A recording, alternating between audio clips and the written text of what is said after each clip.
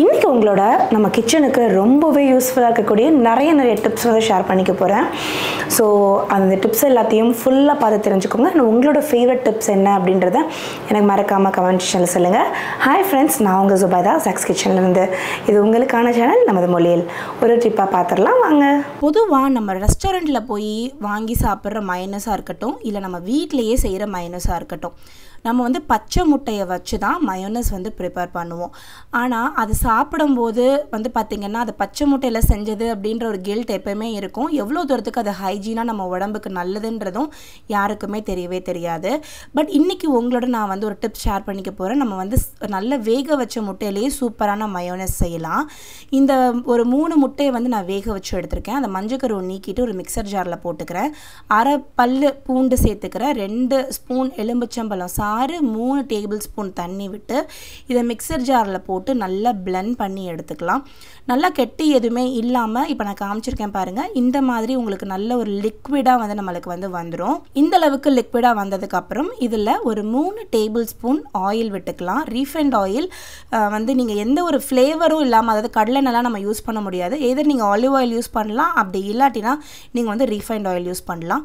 இது 3 table spoon போட்டு திரும்ப நம்ம பிளெண்ட் பண்ணி எடுத்தோம் அப்படின்னா சூப்பர் பர்ஃபெக்டான எக் மயோ வீட்டிலேயே ரெடி ஆகிடும். ரொம்ப சிம்பிளான ஒரு ரெசிபி. இதோடைய கொஞ்சமாக சால்ட் அண்ட் பெப்பர் போட்டு திரும்ப ஒரு வாட்டி பிளெண்ட் பண்ணோம் அப்படின்னா அவ்வளோதான், நம்மளுடைய எக் மயோ சூப்பராக ரெடி ஆகிடுச்சு. பட் இது வந்து டேஸ்ட் சூப்பராக இருக்கும். நீங்கள் வந்து இந்த எக்லெஸ் மயோ நம்ம சாப்பிட்றோம் இல்லையா, அதே மாதிரி டேஸ்ட்டில் இருக்கும். நீங்களும் இதே மாதிரி ட்ரை பண்ணி பாருங்கள். பொதுவாக வந்து மயோனஸ் வந்து ஜென்ரலாகவே நான் சஜஸ்ட் பண்ணுறது என்ன அப்படின்னு பார்த்தீங்கன்னா, ரொம்ப நாள் வச்சு சாப்பிடாதீங்க. எப்போ வேணுமோ அப்பப்போ ஃப்ரெஷ்ஷாக வீட்டில் செஞ்சு சாப்பிட்டுக்கோங்க. ஸோ இதுவுமே அந்த மாதிரி ஒரு பர்ஃபெக்டான டிப்பு தான். ரொம்ப டேஸ்டியாகவே இருந்தது. நீங்களும் ட்ரை பண்ணி பாருங்கள். இந்த டிப் ரொம்ப யூஸ்ஃபுல்லாக இருக்கா அப்படின்றத எனக்கு மறக்காமல் கமெண்ட் செக்ஷனில் சொல்லுங்கள். அடுத்த டிப் பார்க்கலாம் வாங்க. அடுத்து நம்ம வீட்டில் எவ்ரிடே ஃபேஸ் பண்ணக்கூடிய ஒரு பிரச்சனை என்ன அப்படின்னு பார்த்தீங்கன்னா, தோசை கல்லில் வந்து இந்த தோசை ஒட்டிக்கிட்டு பிஞ்சு வர்றது. இது ரொம்ப இரிட்டேட்டிங் ஃபேக்டராக இருக்கும். நம்ம ஏற்கனவே தோசை ரொம்ப நேரமாக நின்று உட்காந்து நின்று ஊற்றிட்டு இருப்போம். அந்த டைமில் இந்த மாதிரி தோசை வந்து பிஞ்சு வந்தது அப்படின்னா நம்மளுக்கு ரொம்ப இரிட்டேட்டிங்காக இருக்கும். ஸோ இப்போ நான் சொல்லக்கூடிய டிப்பை டக்குன்னு நீங்கள் வந்து செஞ்சுட்டு இம்மீடியட்டாக நீங்கள் தோசை ஊற்றலாம். ரொம்ப சிம்பிளாக பர்ஃபெக்டாக பண்ணலாம். இந்த தோசை எவ்வளோ தூரத்துக்கு பக்காவாக உறிஞ்சு வரும்ன்றதை இந்த வீடியோலேயே காமிச்சிருக்கேன். 1 டேபிள் ஸ்பூன் எண்ணெய் விட்டுக்கோங்க.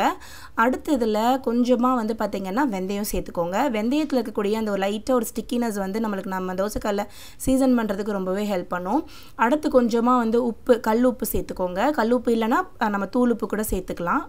அடுத்து ஒரு 1/2 வெங்காயத்தை வந்து இந்த மாதிரி போட்டுக்கோங்க. கட் பண்ணி சேர்த்துட்டு நல்லா இதை வதக்கிடலாம். வதக்கும் போது எல்லா பக்கமும் போகிற மாதிரி சுற்றி விட்டு வதக்கிக்கோங்க.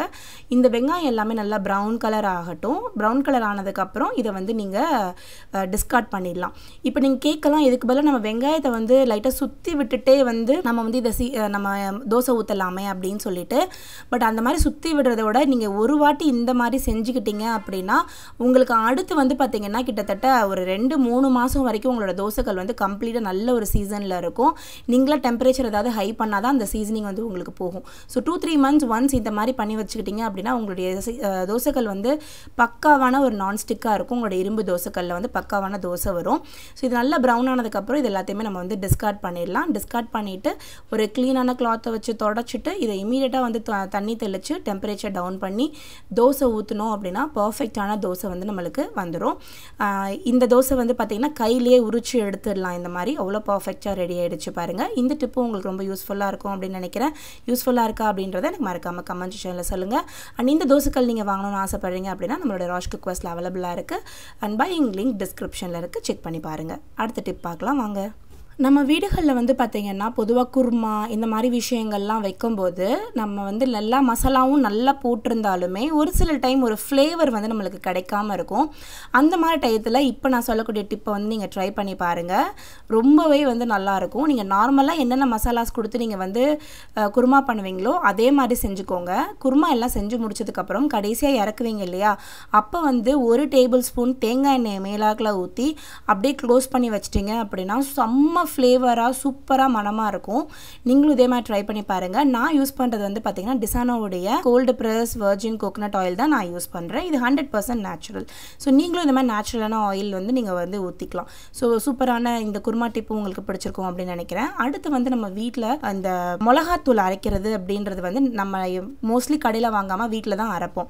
ஆனால் ஒரு சில டைம் வந்து நல்ல காரம் இருந்தால் கலர் வராது, கலர் வந்தால் காரம் வராது.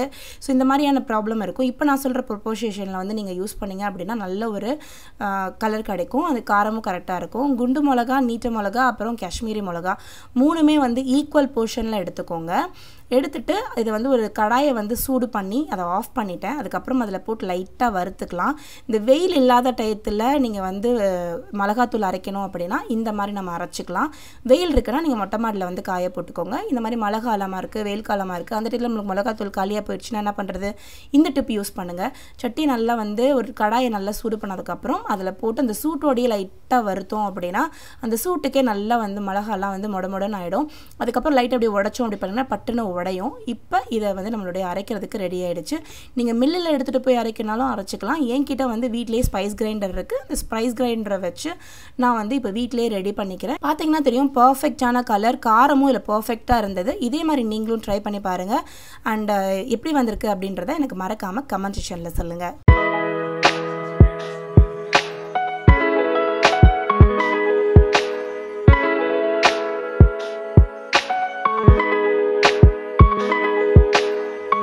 நம்ம டெய்லி குக்கரில் பருப்பு வேக வைக்கும் போது ஒரு பெரிய ப்ராப்ளம் ஃபேஸ் பண்ணுவோம். என்னன்னு பார்த்தீங்கன்னா அந்த நம்ம வச்சிருக்க தண்ணி எல்லாமே வந்து விசில் வழியாக வெளியில் வந்துடும்.